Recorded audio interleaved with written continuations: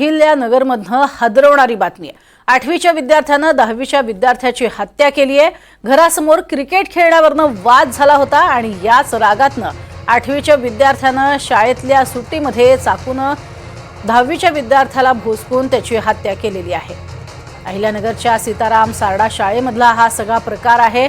बुधवारी शहरातील एका शाळेमध्ये दुपारी 3:30च्या सुमारास ही घटना घडली। 8वीतील विद्यार्थ्यानं शाळेच्या पोर्चमध्ये 10वीच्या विद्यार्थ्याच्या पोटात आणि डोक्यावरती चाकून वार केले आणि त्यामुळे तो रक्तबंबाळ झाला। त्याला शाळेतल्या शिक्षकांनी तातडीनं दुचाकीवरतूनच जिल्हा रुग्णालयामध्ये हलवलं, मात्र उपचारापूर्वीच त्याचा मृत्यू झाला। अत्यंत दुर्दैवी अशी ही घटना घडली आहे।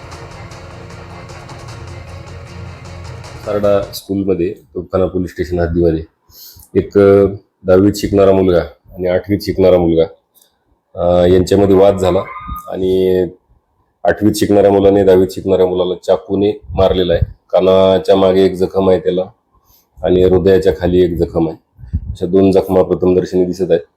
3:46 सदर घटना घडलेली आहे। सदर घटना CCTV मध्ये ही झालेली आहे, दिसत आहे।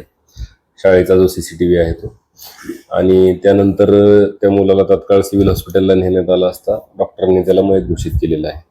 ज्या मुलाने मारलं त्याच्याकडे पोलीस स्टेशनने चौकशी चालू आहे। शाळेत जेव्हा मधली सुट्टी झाली होती त्यावेळेस दोघांचे भांडणं चालले। शिक्षक स्टाफ रूम मध्ये होते आणि मी ऑफिसमध्ये होतो। मुलं ज्यावेळेस ओरडून मला सांगायला आले सर भांडणं आले, त्यावेळेस कुलकर्णी सर, सुनील कुलकर्णी सर आणि मी ताबडतोब घटनास्थळी गेलो, म्हणजे शाळेच्या पोर्चमध्ये गेलो। तिथं त्या मुलाला उचललं, बाहेर गेलो, रिक्षावाला थांबला नाही। मग आम्ही एक बाईकवाला धरला, बाईकवाल्याच्या गाडीवर त्याला टाकलं आणि आम्ही 3 जण सिव्हिल हॉस्पिटलला गेलो आणि तिथून पुढे त्याचा विलास सुरू झाला। तर अशा पद्धतीने घटना घडलेली आहे शाळेत।